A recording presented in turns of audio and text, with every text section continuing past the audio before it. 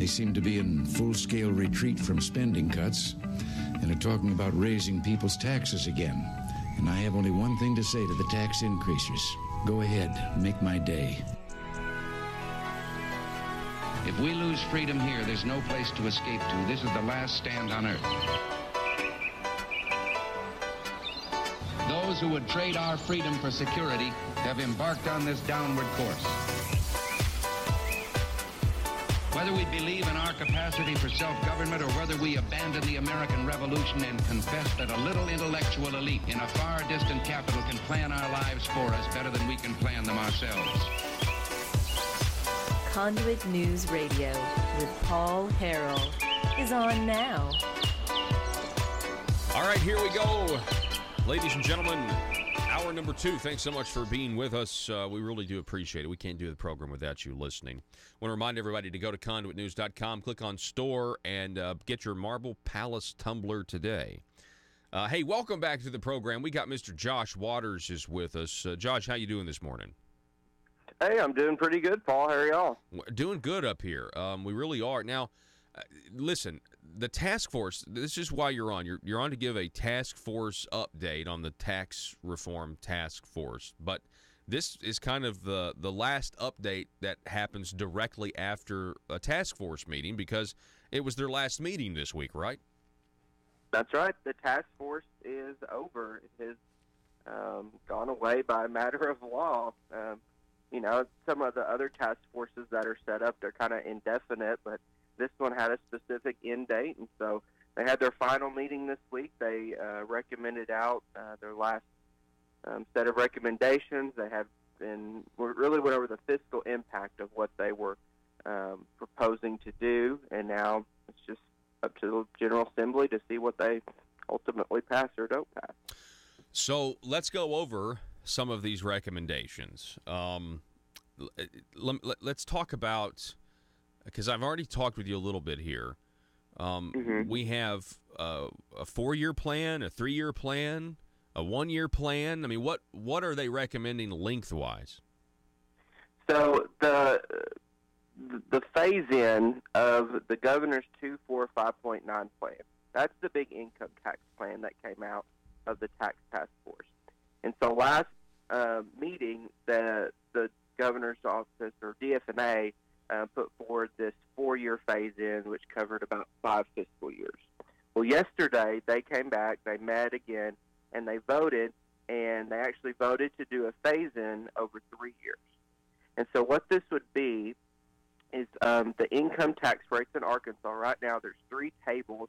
It's really confusing and convoluted. It would take it down to 1 table, and it would lower the top rate right now, which is 6.9% in Arkansas for individual income tax.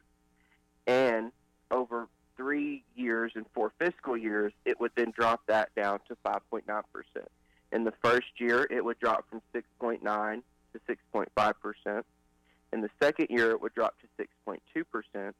And then in that last year, it would drop to 5.9%. That was the income tax plan, and that's one piece of the pie of what's going to be what's in the draft legislation, what's going to be going out into the General Assembly.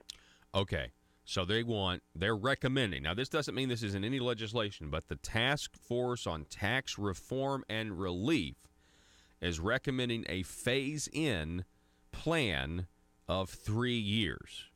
I have some of these numbers here. Joe, can we show? Let me show the right there. You see the governor's 2459 plan, and that's it says I guess that would be a cut in revenue of $47 million. Yep, and those numbers are the first fiscal year. And so, what's all the fiscal impact statements that were presented? They had the draft legislation that they presented at last meeting. And then this meeting was, okay, what's the fiscal impact of that draft legislation? And so in the first fiscal year, those are the numbers you see there. Now, overall, when this is fully phased in, it's about $192 million phased in over. The impact will be felt over 4 fiscal years is the way the fiscal impact statement reads from DFNA. And so at the very end of the meeting, they actually had a vote, and at conduitnews.com, they FOIA'd the ballots, actually. And so you can see how each individual member of the task force voted their preference of the income tax plans that had been discussed. Looking at this graphic here, Josh, it says there's a net tax increase for the first fiscal year. Tell us about that. Yes, Paul, I think that's kind of the big takeaway right now. Unless something changes, if everything that was presented, that was draft legislation, that was part of the governor's plan, if all of that's taken into consideration and ultimately passes, we're looking at an increase of $38.2 million in the first fiscal year. That's a net tax increase. Now, what we talked about, the big piece, was the decrease, the income tax plan, in that first year, bringing the top rate 6.9 to 6.5, right? Yeah. So that's negative $47.4 million. That's really the big bulk of what the decrease is. However, when you look at the other draft legislation that the task force prepared and the fiscal impact statements that DSNA prepared for those, and you add them all up together, that's where we see the increase of $38 million. So I know you've been talking about it. We talked about it last time. Where's it going to land? There's tax shifting. You're cutting here. You're increasing there. Where are the people going to be at the end of the day? Well, for the first fiscal year, right now, as things stand, it's a net increase of $38 million. And I guess it's extremely frustrating because this task force was set up to do tax reform and relief on the people, and I remember State Representative Charlie Collins. I remember Senator Bart Hester. They wanted to go ahead and do this 2 years ago, and they pulled their legislation that would have attempted to make these, some of this stuff immediate, and instead they said, hold on a second, let's have a task force and talk about this, and we'll do it right.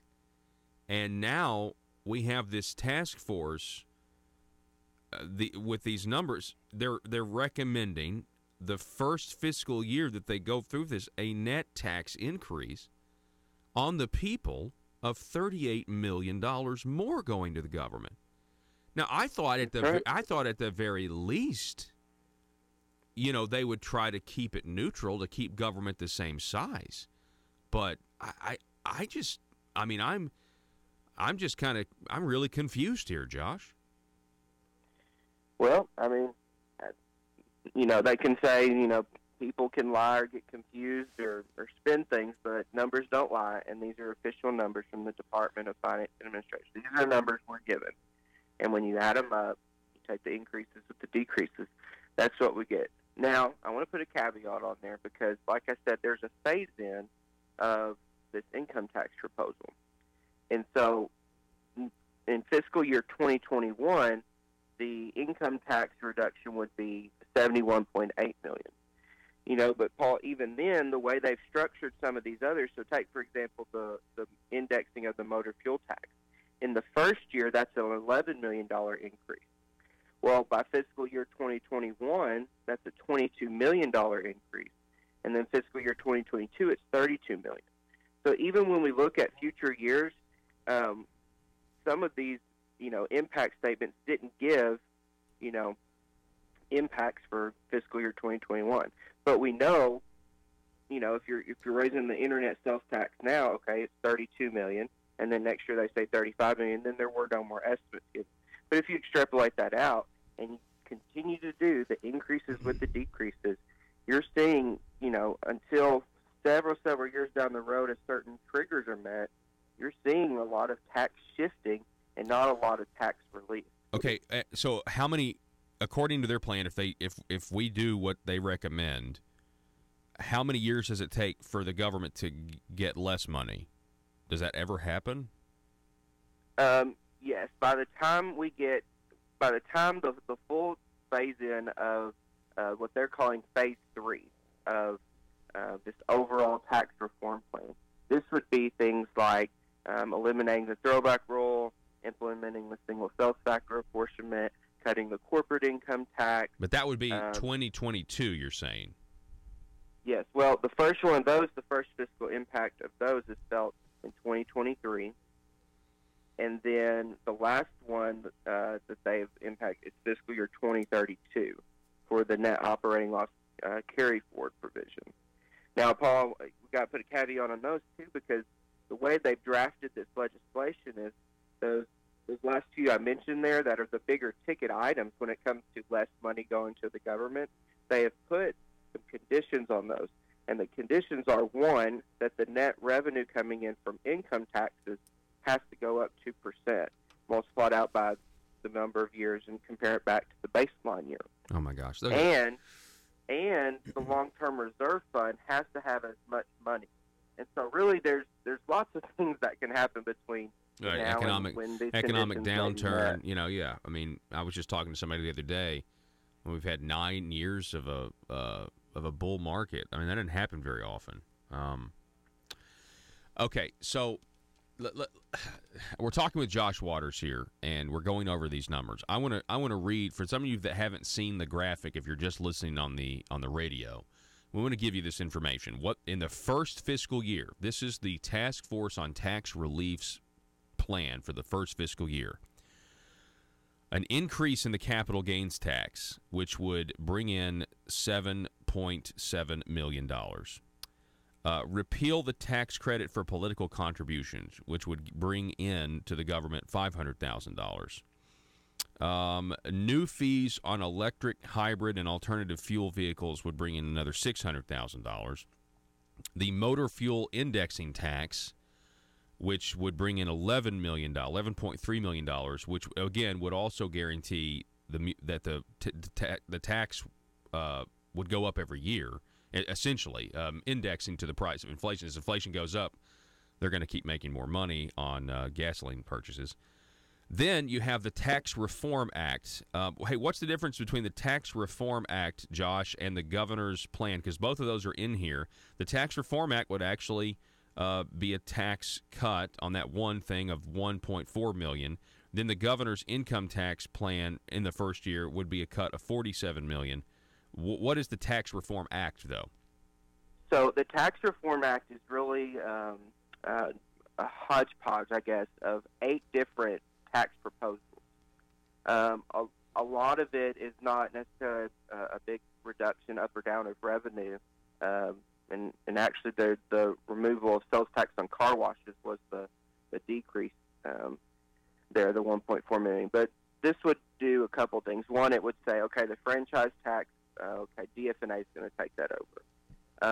There's a property tax provision in there that says the Assessment Coordination Department, okay, they're going to put out guidelines for counties in determining what properties may be exempt from paying property tax, nonprofits, that kind of a thing.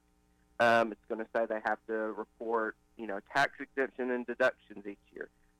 One thing that's kind of different too is there's a couple of provisions in throughout all of this that it kind of switches things up. It removes an exemption or it adjusts the tax, and so that people kind of pay it up front, and then you can come back later and keep all your information and come back and apply for a rebate or a credit. Okay. And so it's kind of a restructuring. So the next one is the governor's 245.9 plan on this list, which is, again, $47 million decrease in the income tax. Now, that's what I think everybody's going to focus on, is that they're recommending a big income tax cut here, another essentially $50 million. But then we get hit with an increase in the internet sales tax that will bring in another $32 million to the state.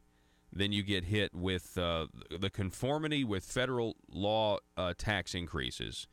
Part of the governor's overall tax plan is presented to the tax force. That's going to bring in another $28 million. So they want to conform Arkansas tax law to federal law where it will bring in more money.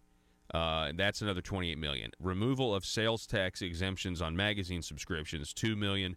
A premium tax credit adjustment of $3 million, which means in the first year, if they do what they are proposing, the people of Arkansas will be paying $38,221,707 more in the first year, with the hopes that future legislators will continue this phase-in plan and not stop it to where eventually, if the economy still does well, if the government's revenue still does well, we eventually will get relief in, 2024, and that would be 14 years after the Republicans took control of the legislature in 2010.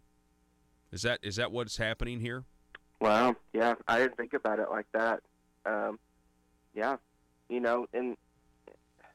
and Paul, I don't mean to make things sound worse than they are, but I think people should know, too, with the internet sales tax, that number you gave, that's the state revenue. They actually did give an estimate for city and counties. That's going to be an additional $10.8 million in the first year to cities and counties. And so at the end of the day, that's $10.8 million that are out of the pocketbooks of our Kansans. These are our Kansans paying these, and into the coffers of some level of government. Wow. Yeah. And here's the thing. I have a feeling that these numbers, Josh, that are out there about this first fiscal year, I can already tell.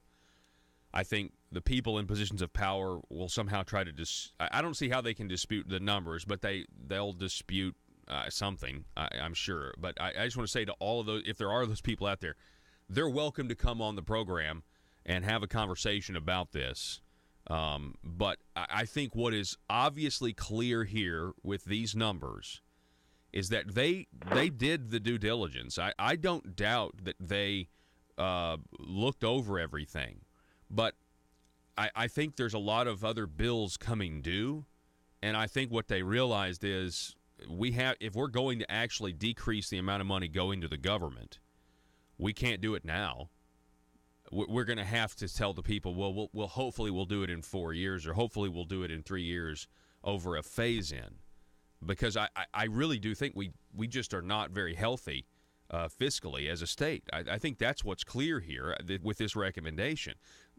That they don't want to cut anything, cut any current spending and cut any current obligations. And so if they don't want to do that, then there's just no room for the people to keep more of their own money. And in this case, they're saying that we're over-obligated, so at least for the next year, we need $38 million more from the people. Yeah, Paul, this is part of the sausage-making process, I guess you could say. At the end of the day, whatever the General Assembly passes is what will become law, and that'll be, ultimately the fiscal impact. And that will need to be analyzed independently of this, because you're right. This is not a law yet. This is just a proposal.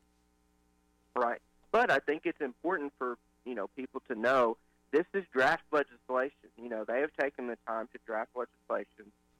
These are fiscal impact statements based on that draft legislation. DFNA has run the numbers so that they know going in, okay, this is what we're looking at. So I would encourage people to go ahead and start reaching out to their state legislators and let them know, hey, I've heard we're looking at, some cuts, some increases, but overall net increase, if they don't want that, they need to let these legislators know now. Yeah. So as they're drafting and amending, legislation over the next couple of months, they hear that feedback from the people. Mm-hmm. Yeah. Josh Waters, always great to have you on. We're throwing those numbers up on the screen once again. I'm sorry, I'm seeing the delay, but we threw those numbers up for you just now. And go to conduitnews.com. You can check out the analysis there as well. Josh, it's always great to have you on, sir. All right, thanks, Paul. Okay. Have a good one. Yes, great information. Not exactly what we were hoping for. I mean, I even I quit calling it a task farce sometimes because a couple of we actually had a few headlines a couple of months ago about how they were recommending a net revenue decrease of $200 million and how positive that was. And so I was like, well, hey, I may be eating a big plate of crow here, and I would happily eat it, because that would mean there'd be more money in people's pockets. And I think that's why people vote for Republicans, because they believe in giving the government less money, not more money. But we'll continue to monitor this. But right now, that's just not very positive news from a Republican Party platform point of view. But again, we'll continue to monitor it, and keep you posted. It's Johnny Cash Friday. We'll be back in just a moment. For 12 weeks now, but it is beginning to work. With your help and prayers, it will succeed. We're winning the battle against inflation, runaway government spending, and taxation. And that victory will mean more economic growth, more jobs, and more opportunity for all Americans. A few months before he took up residence in this house, one of my predecessors, John Kennedy, tried to sum up the temper of the times with a quote from an author closely tied to Christmas, Charles Dickens. We were living, he said, in the best of times and the worst of times. Well, in some ways, that's even more true today. The world is full of peril as well as promise. Too many of its people, even now, live in the shadow of want and tyranny. As I speak to you tonight, the fate of a proud and ancient nation hangs in the balance. For 1,000 years, Christmas has been celebrated in Poland, a land of deep religious faith. But this Christmas brings little joy to the courageous Polish people. They have been betrayed by their own government. The men who rule them and their totalitarian allies fear the very freedom that the Polish people cherish. They have answered the stirrings of liberty with brute force, killings, mass arrests, and the setting up of concentration camps. Lech Walesa and other Solidarity leaders are imprisoned, their fate unknown. Factories, mines, universities, and homes have been assaulted.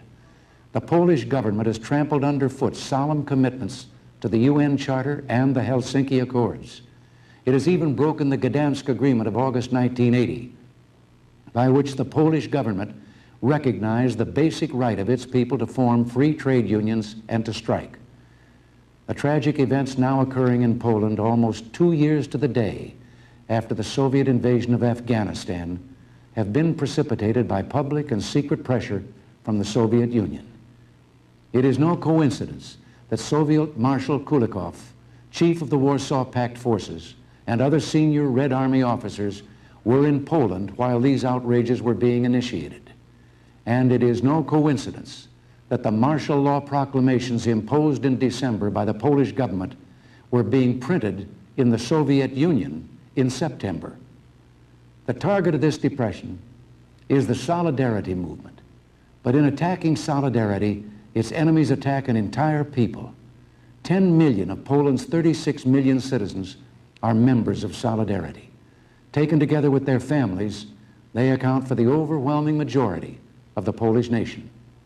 By persecuting Solidarity, the Polish government wages war against its own people.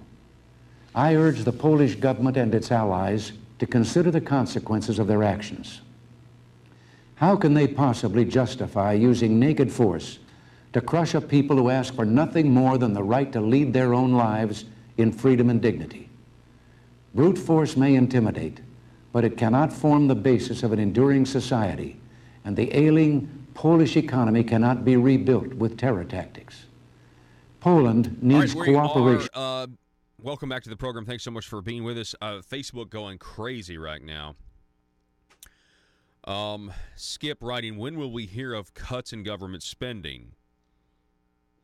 We have other folks who are pretty upset about this report of a first-year net tax increase on the people, $38 million. People are talking about task forces in general now here on the Facebook page. Taxes are what politicians do when they don't have the guts to govern. Reggie just wrote that.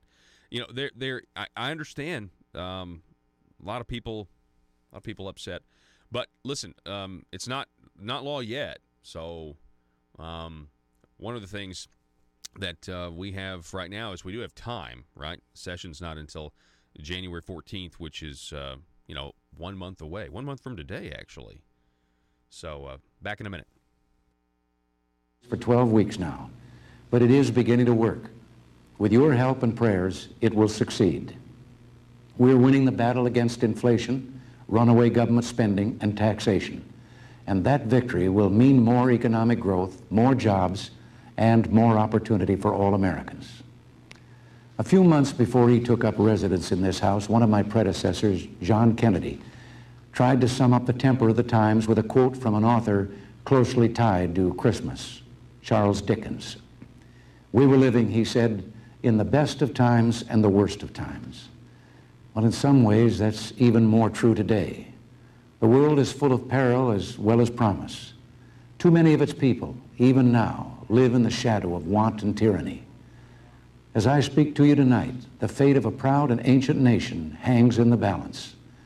For 1,000 years, Christmas has been celebrated in Poland, a land of deep religious faith. But this Christmas brings little joy to the courageous Polish people. They have been betrayed by their own government. The men who rule them and their totalitarian allies fear the very freedom that the Polish people cherish. They have answered the stirrings of liberty with brute force, killings, mass arrests, and the setting up of concentration camps. Lech Walesa and other Solidarity leaders are imprisoned, their fate unknown. Factories, mines, universities, and homes have been assaulted. The Polish government has trampled underfoot solemn commitments to the UN Charter and the Helsinki Accords. It has even broken the Gdansk Agreement of August 1980, by which the Polish government recognized the basic right of its people to form free trade unions and to strike. The tragic events now occurring in Poland almost 2 years to the day after the Soviet invasion of Afghanistan have been precipitated by public and secret pressure from the Soviet Union. It is no coincidence that Soviet Marshal Kulikov, chief of the Warsaw Pact forces, and other senior Red Army officers were in Poland while these outrages were being initiated. And it is no coincidence that the martial law proclamations imposed in December by the Polish government were being printed in the Soviet Union in September. The target of this depression is the Solidarity movement. But in attacking Solidarity, its enemies attack an entire people. 10 million of Poland's 36 million citizens are members of Solidarity. Taken together with their families, they account for the overwhelming majority of the Polish nation. By persecuting Solidarity, the Polish government wages war against its own people. I urge the Polish government and its allies to consider the consequences of their actions. How can they possibly justify using naked force to crush a people who ask for nothing more than the right to lead their own lives in freedom and dignity? Brute force may intimidate, but it cannot form the basis of an enduring society, and the ailing Polish economy cannot be rebuilt with terror tactics. Poland needs cooperation between its government and its people, not military oppression. If the Polish government will honor the commitments it has made to basic human rights in documents like the Gdansk Agreement, we in America will gladly do our share to help the shattered Polish... All right, ladies and gentlemen, welcome back. Thanks so much for being with us. Merry Christmas to everybody out there. Welcome back to the program. Congressman Rick Crawford joins us again. Rick, it's always great to have you on, sir. Hey, man, no Johnny Cash today? Well, that was actually a Johnny Cash song. It just has a really long intro, but that's "I'll Be Home for Christmas" by Johnny Cash. But it took forever to get there. Oh yeah. All right. Sorry, I'm sorry to disappoint. It's okay. Let's talk a little bit about the Farm Bill. What are your thoughts on the Farm Bill? I know it's we've got progress there, right? We did, and I mean there were some naysayers, that talked about it's just more of the same. That's just not true. We didn't get everything we wanted on the nutrition title, but here's the upshot here that I think people need to understand. We still have control in the administration. So while we didn't achieve the statutory accomplishments we wanted to with regard to these work requirements, the Secretary has the authority to implement those anyway. And so he'll implement everything we were asking for legislatively. So then the argument is, well, then the next administration can come in and undo it. Yes, that's true, but not without the PAYGO requirement. And so when you see when they realize the benefits and savings that this brings to the federal budget, and then you've got the obstacle of PAYGO to be able to compensate for that, this is a big win. This is big deficit reduction. And so I think people need to recognize that while we didn't accomplish the statutory changes, that which still were, have, which were what? Basically limits on the food stamps, because the food stamps right, is like 80% of the bill, right? Right. And so basically what we were trying to do was to codify reprogramming those dollars toward career and technical education. So basically requiring that if you're going to receive these benefits, if you're between the ages of 18 and 59, that you've got to be either working 20 hours a week or in an approved and funded CTE program, then that not only is that good for us from the standpoint of finite resources in the form of taxpayer dollars, but it's also good in helping improve people's personal economy and getting them an on-ramp, to success. And so I think this should be viewed as a win, even though we didn't accomplish that statutorily. The authority still exists for the Secretary to administer those programs, and he will begin to promulgate rules almost immediately to reflect what we were trying to accomplish in the House version. Well, and I think that's good. As said, I think it's a win for us. And then as far as on the ag side, mostly the continuation of the previous policy. So continuity is always good. I mean, you can't do anything with certainty, but you can do some things with predictability. And when you've got Mother Nature as your business partner, you need all the predictability you can get. And so if you can help sort of predict these programs and maintain continuity, that is a significant accomplishment as well. Well, and you got to know that the farmers out there were watching this carefully, just because there is a little uncertainty out there with the tariffs and everything that's been going on internationally with China. And I think farmers are like, come on, we don't need any delay here. We don't need another thing to worry about. But what are your thoughts on the new developments with the 90-day halt to increases in tariffs with China? I'm encouraged. I'm cautiously optimistic, and I understand. Farmers, their patriotism is probably, they can only stand so much, when it starts to affect their bottom line. And so I applaud our farmers for, their understanding of what was trying to be accomplished here. There's some good news in that, we just got a deal on some soybeans. They're going to go out of the port in Seattle, the Northwest. And so I had somebody on Twitter, so how does that benefit Arkansas farmers? Well, I mean, clearly they don't understand how grain markets work.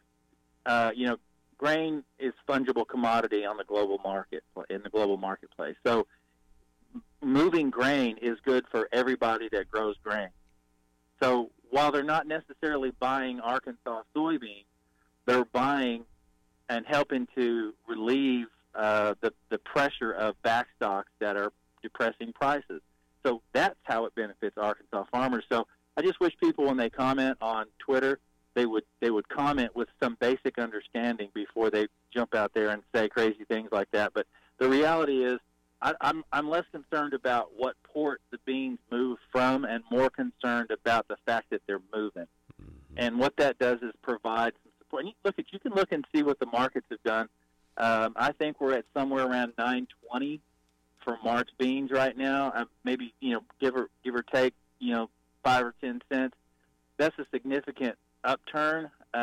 We don't know what the future holds, but I'm seeing more and more economic activity in China that shows that they are in a very precarious position, that they're having an inflation problem, they're declining growth, their retail sector is not enough activity to offset it. As I've said all along, their economy is not in a position to sustain these tariffs, and we're seeing the evidence of that now. Yes, it was a burden for us, and it continues to be, and I think what we're seeing now is the beginning of the end of this tariff posture that's going to open those markets back up. In the interim, what we've seen is U.S. farmers looking for opportunities to expand market access outside of the Chinese market. That's a big market to try and overcome and offset. But we're seeing some positive trends so that we don't have to have all our eggs in one basket. Yes, that's a big part of our export picture. But to the farmers' credit, and exporters, they're finding some inroads into other countries to improve our market picture without necessarily having to rely exclusively on China. I mean, I'm encouraged as well. We're talking with Congressman Rick Crawford. A lot of people, congressmen, thought that President Trump's approach here, because it really hasn't been done very often, was going to be disastrous. They say things like, well, trade is just too hard and everything else. But it appears, like you just said, China needs access to our market, and their economy just couldn't handle this. I mean, again, we're cautiously optimistic. Everything could be done away with. I guess, they arrested that CFO from Huawei, which I thought was strange. There's a lot of things that could happen to upset the negotiations. But so far, it appears that President Trump's strategy is working. Well, and that's really what's making people mad. The fact that, I mean, here's a guy who is not, subscribing to, the established dogma of how trade deals work. He's results oriented, and if he has to shake things up to do it. Look, I'm not trying to be a Donald Trump apologist, but I'm just saying when you call out a win for a win, okay? So I think we're on the brink of winning here with regard to how China conducts itself in the marketplace, not just for the United States, but for the rest of the world. Let's get real about what China's plans are. China's plans are to supplant the United States as the preeminent economy in the world. Ultimately, they would like to supplant the U.S. dollar as the standard reserve currency for global transactions. They would like for their currency to rise to that level, and they know, and they're caught. They can't continue to operate the way they are and expect to achieve those goals. And so, even in their own interest, they had to make some adjustments, because if they're to be held up to the standards that they think they should be held up to, it starts by playing by the rules. And they have not played by the rules for decades. They continue to flout the WTO rules. They continue to do their own thing, lie, cheat, steal, forced technology transfers, intellectual property theft, counterfeiting products. You name it, they do it. And that is not how an economic superpower operates. And if they expect to be treated like an economic superpower, they're going to have to change their ways. And that's all that President Trump is saying and doing to back that up. And so what that does is benefit U.S. producers. And I'm not talking about just ag producers. I'm talking about anybody that is in today's economy. You're a global player, whether you want to be or not. If you're producing a product or good for sale somewhere, you might as well understand that you are in the global marketplace, because you're either exporting your product or you're competing with products that are being brought into our market. In either case, you are participating in a competitive global marketplace. And for that to work and be fair, you've got to have the other participants playing by the rules. And that's all I think that Donald Trump was trying to establish, is that, by gosh, y'all are going to play by the rules, and we're going to see to it that you do. We're talking with Congressman Rick Crawford a little bit on trade here. Now, Congressman Rick Crawford, he is on the House Intelligence Committee, so he is privy to a lot of information. A lot of information I know he can't share with us. But yesterday, Congressman, there was an interesting development, I thought. An oversight panel on the Clinton Foundation met yesterday, a subcommittee, and they talked to two gentlemen who are financial investigators who have submitted a probable cause claim to the IRS about massive problems with the Clinton Foundation. His name is John Moynihan and Larry Doyle. Now, Mark Meadows was pretty upset that they wouldn't turn over all of their documents, because they're under the impression that they won't qualify for a reward with the IRS if the IRS accepts their claim. But some stark admissions, Congressman Crawford. We found out that they submitted to the IRS evidence of an ongoing FBI investigation out of Little Rock into the Clinton Foundation. A 747, which a lot of people said was some conspiracy. They referenced that in their testimony. A 747 landing in Little Rock, being loaded with documents and flown back. Pretty explosive stuff. I click off at the end of the testimony, and what do I see? I see the the Wall Street Journal saying President Trump's inauguration is now being investigated, and I just thought, wow, we can't win for losing here. What's your reaction to all that's been going on? Well, this is a classic redirect.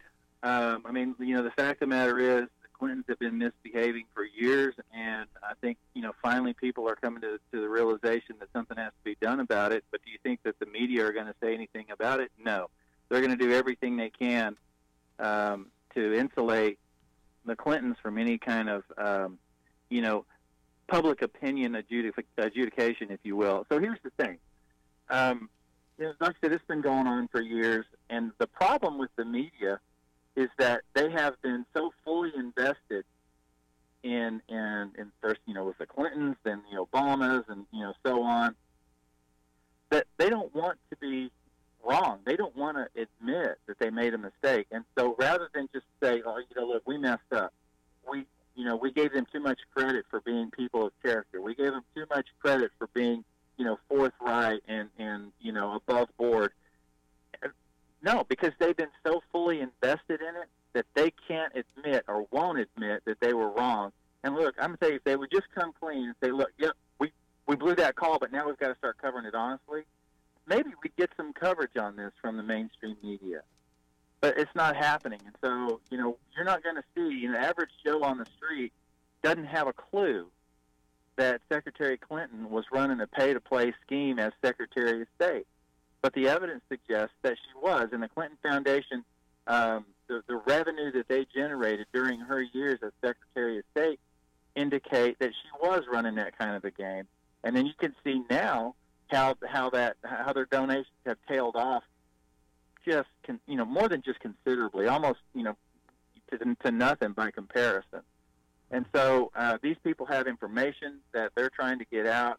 They're being threatened to some degree. I mean, so it's a classic cover-up, and there are still some Clinton acolytes within the federal government that are, doing everything they can to also derail, redirect, whatever they can do to try and take attention away from this. But this is going on. Yeah, and not to mention, there's a lot of people that have a lot to lose here. It was some of the testimony from these financial investigators. They basically said, look, they were not operating under the rules of a nonprofit the way you're supposed to, which would mean if the IRS does actually investigate this, they're going to find that the people who have given the Clintons millions and millions of dollars, they got to write that off as a tax-deductible donation. And all of a sudden now all of their donors are going to owe money to the IRS. Mm-hmm. I mean, so there's it's a lot bigger than just the Clintons. Well, it is. I mean, and so anytime, you involve the IRS, they can delve into, cracks and crevices that you would rather keep covered up, I'm sure, and they can do it with a microscope and make it very uncomfortable for people. And so there's going to be a whole lot of folks that are kind of going, we had no idea.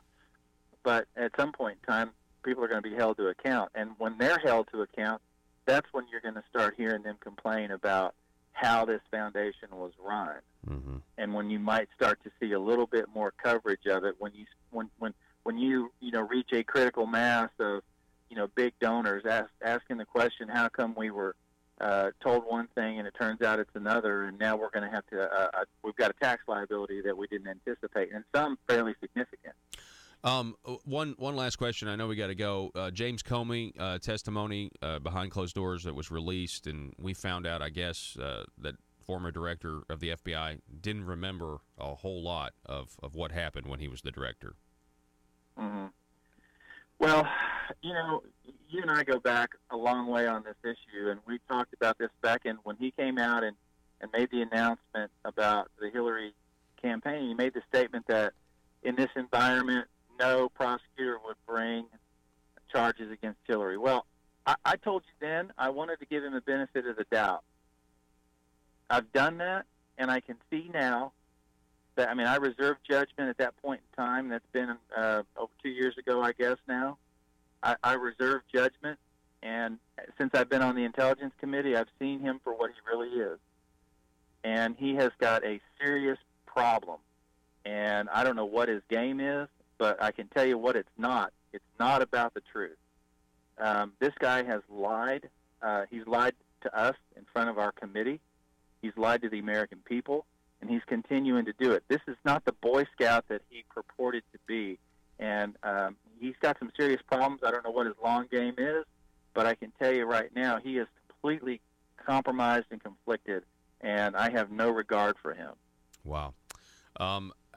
That is, you heard it there, folks, from Congressman Rick Crawford. Congressman, appreciate you coming on. Merry Christmas to you, sir, and your family. Same to you. Merry Christmas. All righty. Rick Crawford, everybody. We're going to take a break. We're going to reset here. Be back in just a moment. For 12 weeks now, but it is beginning to work. With your help and prayers, it will succeed. We're winning the battle against inflation, runaway government spending, and taxation. And that victory will mean more economic growth, more jobs, and more opportunity for all Americans. A few months before he took up residence in this House, one of my predecessors, John Kennedy, tried to sum up the temper of the times with a quote from an author closely tied to Christmas, Charles Dickens. We were living, he said, in the best of times and the worst of times. Well, in some ways, that's even more true today. The world is full of peril as well as promise. Too many of its people, even now, live in the shadow of want and tyranny. As I speak to you tonight, the fate of a proud and ancient nation hangs in the balance. For 1,000 years, Christmas has been celebrated in Poland, a land of deep religious faith. But this Christmas brings little joy to the courageous Polish people. They have been betrayed by their own government. The men who rule them and their totalitarian allies fear the very freedom that the Polish people cherish. They have answered the stirrings of liberty with brute force, killings, mass arrests, and the setting up of concentration camps. Lech Walesa and other Solidarity leaders are imprisoned, their fate unknown. Factories, mines, universities, and homes have been assaulted. The Polish government has trampled underfoot solemn commitments to the UN Charter and the Helsinki Accords. It has even broken the Gdansk Agreement of August 1980, by which the Polish government recognized the basic right of its people to form free trade unions and to strike. The tragic events now occurring in Poland almost 2 years to the day after the Soviet invasion of Afghanistan have been precipitated by public and secret pressure from the Soviet Union. Russellville-based firearms manufacturer Omega are making clones of the most notable German firearms in the world. These delayed rotor-lock firearms have been and are currently used by law enforcement and military worldwide. At Omega, they manufacture their guns right here in Arkansas and produce the best reproduction in the marketplace that comes with a complete 5-year warranty. At Omega, they take firearm manufacturing seriously and offer discounts to active and retired law enforcement. Whether you're using Omega firearms to defend the public, defend your family, or for target practice, Omega has your back. For pricing, go to omega-guns.com. That's omega-guns.com. If you're like me, you believe that small business is the heart of Arkansas's economic engine, and it should be viewed that way by the politicians in Little Rock. Conduit for Commerce also believes, like you and I believe, policies that achieve less regulation and lower taxation help small business in Arkansas thrive. Other policies like small, constitutionally consistent government and reducing citizen dependency on government keeps it from growing and expanding its influence on our daily lives. Conduit for Commerce works every day to educate the general public and legislators on these important priorities in the name of Arkansas small business. By the way, contributions to Conduit for Commerce are tax deductible. Log on now to conduitforcommerce.org and click on Contact Us on the right side of the page. That's conduitforcommerce.org. Go there now and learn the facts on protecting small business in Arkansas.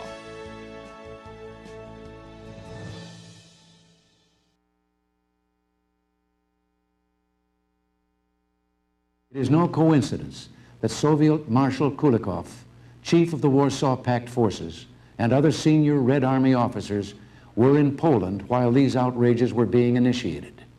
And it is no coincidence that the martial law proclamations imposed in December by the Polish government were being printed in the Soviet Union in September. The target of this depression is the Solidarity movement. But in attacking Solidarity, its enemies attack an entire people. 10 million of Poland's 36 million citizens are members of Solidarity. Taken together with their families, they account for the overwhelming majority of the Polish nation. By persecuting solidarity, the Polish government wages war against its own people. I urge the Polish government and its allies to consider the consequences of their actions. How can they possibly justify using naked force to crush a people who ask for nothing more than the right to lead their own lives in freedom and dignity? Brute force may intimidate, but it cannot form the basis of an enduring society, and the ailing Polish economy cannot be rebuilt with terror tactics. Poland needs cooperation between its government and its people, not military oppression. If the Polish government will honor the commitments it has made to basic human rights in documents like the Gdansk Agreement, we in America will gladly do our share to help the shattered Polish economy, just as we helped the countries of Europe after both world wars. It's ironic that we offered and Poland expressed interest in accepting our help after World War II. The Soviet Union intervened then and refused to allow such help to Poland. But if the forces of tyranny in Poland and those who incite them from without do not relent, they should prepare themselves for serious consequences. Already, throughout the free world, citizens have publicly demonstrated their support for the Polish people. Our government and those of our allies have expressed moral revulsion at the police state tactics of Poland's oppressors. The Church has also spoken out in spite of threats and intimidation. But our reaction cannot stop there. I want emphatically to state tonight that if the outrages in Poland do not cease, we cannot and will not conduct business as usual with the perpetrators and those who aid and abet them. Make no mistake, their crime will cost them dearly in their future dealings with America and to the program today. We appreciate it. Hope everybody has a fantastic weekend. Remember, Christmas is really, really close at this point. So be looking out. Try not to procrastinate like I am right now by going out and go ahead and doing your shopping. I always end up running around town like on the last minute, you know. But that's just, I don't know. I can't ever avoid it. I always tell people every year to not procrastinate, but then I'm the chief offender here. So, all right. So we have over at conduitnews.com. Did you hear the news that the Arkansas Times is suing because they were asked to take a pledge or sign a pledge supporting the nation of Israel? Now, I know that sounds strange, and that's because it is pretty strange. It's the headline here over at Conduit News: Arkansas newspaper sues against pro-Israel pledge. They filed a lawsuit to stop government contractors in Arkansas from being required not to boycott Israel. It's the ACLU of Arkansas, along with the Arkansas Times, has filed a lawsuit against the University of Arkansas Pulaski Technical College after the university refused to sign an advertising contract with the Arkansas Times unless the newspaper signed a pro-Israel pledge.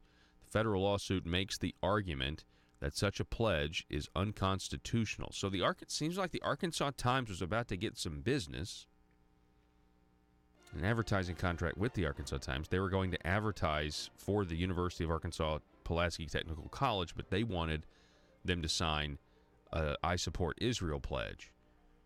Fascinating. So anyway, I mean, I don't know. Who saw that one coming? I had no idea. But anyway, we will we'll continue our coverage of this story and others. Just want to say that this broadcast up at conduitnews.com. Get the podcast on iTunes, SoundCloud, Facebook.com. Go to our YouTube channel, please. And that's Conduit News. You want to click subscribe and the little bell so that you get the notifications when we upload smaller videos and things like that, making things easy to share.